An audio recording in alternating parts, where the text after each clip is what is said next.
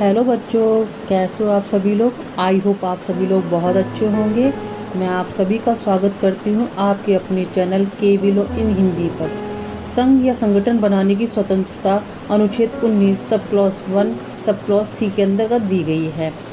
आज हम बात करेंगे संगठन बनाने वाली स्वतंत्रता की, जो हमें मिलती है अनुच्छेद 19 sub clause 1 sub clause C के तहत। इस अधिकार के अनुसार हर नागरिक को यह स्वतंत्रता है कि वह संघ, यूनियन और संगठन बना सके, चाहे वो ट्रेड यूनियन हो या राजनीतिक पार्टी या फिर कोई सामाजिक संगठन। लेकिन यह अधिकार भी पूर्ण नहीं है।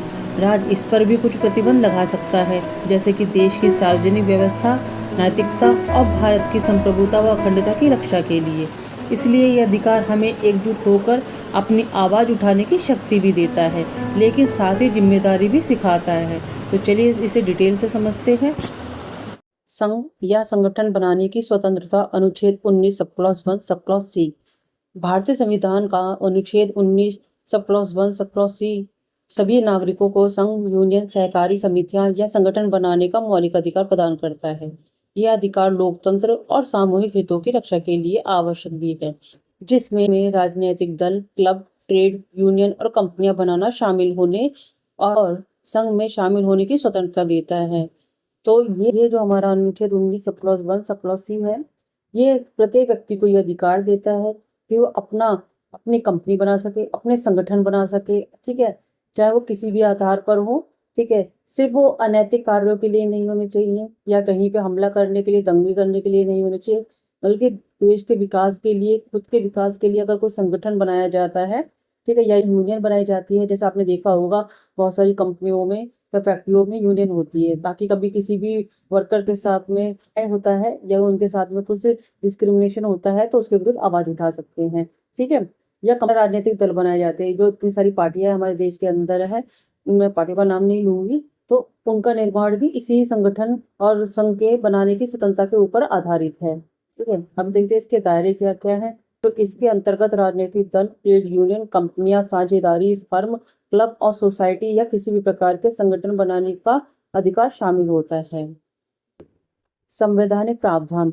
तो संविधान के अनुसार यह अनुच्छेद 19 sub clause 1 sub clause C के तहत एक मौलिक अधिकार है, जिसे 97 संविधान संशोधन के बाद सहकारी समितियों को भी शामिल करने के लिए विस्तारित किया गया है। अब इस पर प्रतिबंध भी हैं, जैसे हमने पहले भी मौलिक अधिकार जो पढ़े हैं, इसलिए यही आता है कि उनमें भी प्रतिबंध लगाए गए। तो प्रतिबंध 19 सब क्लॉज 4, यह अधिकार भी निरंकुश नहीं है। राज्य भारत की संप्रभुता और अखंडता और सार्वजनिक व्यवस्था या नैतिकता के हित में इस पर उचित प्रतिबंध लगा सकता है। अब इसके हम देखते हैं कि कौन कौन से प्रतिबंध लगा सकते हैं। संघ या संगठन बनाने की स्वतंत्रता अनुच्छेद 19 sub clause 1 sub clause C के तहत उचित प्रतिबंध है सब क्लॉज 19 सब क्लॉज 4 के अंतर्गत, ठीक है। तो अनुच्छेद 19 सब क्लॉज 4 के अंतर्गत राज्य इस अधिकार पर निम्नलिखित आधारों पर प्रतिबंध लगा सकते हैं। वो कौन कौन से अधिकार है? आधार जो भी हमारे लगाए गए हैं मोस्टली सेम ही है, बस उनकी जो प्रक्रियाएं हैं और उनको लगाने के जो तरीके हैं वो अलग अलग होंगे। जैसे भारत की संप्रभुता और अखंडता, ये हमारे जितने भी मौलिक अधिकार है सभी के अंदर ऊपर लागू होता है। लोक व्यवस्था यानी लोकहित भी और नैतिकता, ये प्रतिबंध उचित होने चाहिए, मनमाने नहीं। तो राज्य मनमाने तरीके से प्रतिबंध नहीं लगा सकता, उचित होने चाहिए। देश की सुरक्षा को लेकर, लोगों के हितों को लेकर ही प्रतिबंध लगाए जाने चाहिए। अब से संबंधित हम केस देखते हैं। संघ या संगठन बनाने की स्वतंत्रता से संबंधित केस। दमयंती नारंगा बनाम भारत संघ के मामले में सर्वोच्च न्यायालय का एक ऐतिहासिक निर्णय दिया गया था कि संघ बनाने का अधिकार में संघ की मूल संरचना को बनाए रखने का अधिकार भी शामिल होगा और सरकार जबरन किसी भी संघ में नए सदस्य नहीं जोड़ सकती है, ठीक है। तो आई होप आपको आज की वीडियो समझ में आई होगी, पसंद आई होगी। अगर आपको मेरा पढ़ाया पसंद आता है, समझ आता है, तो आप मेरे चैनल को लाइक कर सकते हैं, सब्सक्राइब कर सकते हैं और अपने दोस्तों से शेयर कर सकते हैं। मिलते हैं अगली वीडियो में, तब तक के लिए राधे राधे।